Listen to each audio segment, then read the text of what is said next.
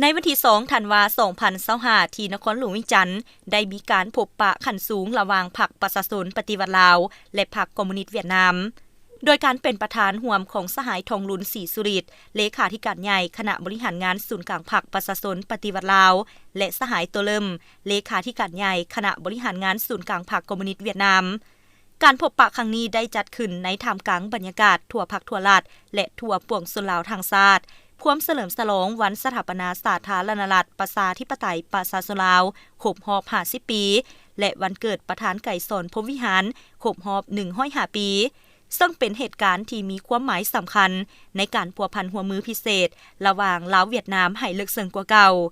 ในการพบปะครั้งนี้สหายเลขาธิการใหญ่ทองลุนศรีสุริตและสหายเลขาธิการใหญ่ตัวเริ่มได้แจ้งให้การทราบเกี่ยวกับสภาพการของแต่ละภาคแต่ละประเทศในนั้นรวมมีเวียกงานก่อสร้างพรรคการกะเกียมกล่องประชุมใหญ่ของแต่ละพรรคการปรับปรุงซับซ้อนกงจากการจัดตั้งของระบบการเมืองให้กระทัดรัดการพัฒนาเศรษฐกิจสังคม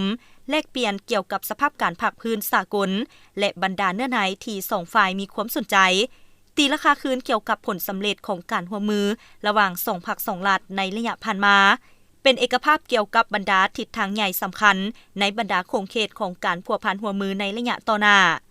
การนำทั้งสองพรรคได้แสดงความปิติยินดีและตีราคาสูงเกี่ยวกับการพัวพันหัวมือลาวเวียดนามที่นับได้รับการพัฒนาก้าวสู่ลงเลิกในทุกโครงเขตในนั้นการพัวพันด้านการเมืองนับสนิทแน่น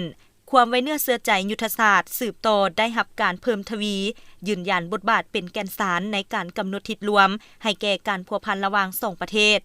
การร่วมมือด้านป้องกันชาติป้องกันความสงบและการต่างประเทศนับสนิทแน่นบรรลุผลสำเร็จอย่างแท้จริงและนับมีประสิทธิผลยืนยันการเป็นเสาค้ำสำคัญในการพัวพันลาวเวียดนามการร่วมมือทางด้านเศรษฐกิจการค้าการลงทุนได้รับการเอาใจใส่สุกยู่มีการหันเปลี่ยนอย่างตั้งหน้าได้รับการยกสูงด้านคุณภาพและบรรลุผลสำเร็จที่น่าพึงพอใจบางโครงการยุทธศาสตร์ได้รับการสุ่มใส่จะตั้งปฏิบัติแก้ไขข้อยุ่งยากสร้างบาดก้าวบุกทะลุในการร่วมมือทางด้านวัฒนธรรมการศึกษาวิทยาศาสตร์เทคนิคและบรรดาโครงเขตอื่นๆสืบต่อได้รับความเอาใจใส่สุกยู่และบรรลุผลสำเร็จที่ตั้งหน้าการร่วมมือระหว่างบรรดาคณะของศูนย์กลางภาคกระทรวงแขนงการของรัฐบาลบรรดาองค์การของสภาแห่งชาติแนวโฮมบรรดาองค์การจัดตั้งมหาชนและท้องถิ่นต่างๆสืบต่อได้รับการยุ่งแหงและเสริมขยายนับหลายขึ้นกว่าเก่าสหายเลขาธิการใหญ่ทั้งสองได้สมเสยต่อบรรดาผลสำเร็จสำคัญและหอบด้านที่ประชาชนสองชาติญาติมาได้ในภารกิจสร้างสาพัฒนาประเทศชาติและเปลี่ยนแปลงใหม่ก็คือการปฏิบัติมติของประชุมใหญ่ของแต่ละพรรคขอบใจต่อการสนับสนุนช่วยเหลือซึ่งกันและกันอย่างหมดจิตหมดใจตลอดระยะผ่านมาสองฝ่ายได้เน้นหนักถึงประวัติศาสตร์การพัวพันหัวมือที่สนิทแน่นเป็นมูลเสื่อมาแต่ดนนานและการช่วยเหลือซึ่งกันและกันของสองฝ่ายยืนยันว่าสายพัวพันลาวเวียดนามเป็นมรดกอันล้ำค่าของสองชาติเป็นปัจจัยภาวะวิสัยเป็นกฎเกณฑ์ประวัติศาสตร์และเป็นกำลังแห่งอันใหญ่หลวงของสองพรรคสองรัฐที่ต้องได้รับการเสริมขยายส่งต่อให้บรรดาคนหุ้นนุ่มต่อไปสองฝ่ายยืนยันต่อความสำคัญความหมายยุทธศาสตร์ของสายพัวพันลาวเวียดนามและเวียดนามลาวในสภาพการใหม่ยุคสมัยแห่งการพัฒนา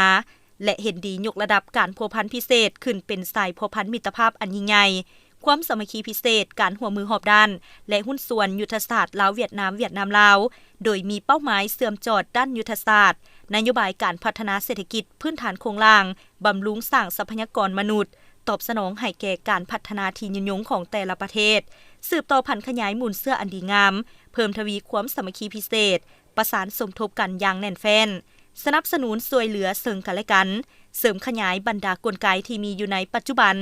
สร้างบรรดากลไกใหม่กลไกเฉพาะที่แท้เหมาะเพื่อยกสูงประสิทธิผลของการพัวพันหัวมือลาวเวียดนามลาวและนำมาซึ่งผลประโยชน์ที่แท้จริงของประชาชนสองชาติเพื่อสันติภาพการหัวมือเพื่อการพัฒนาอยู่ในภาคพื้นและสากล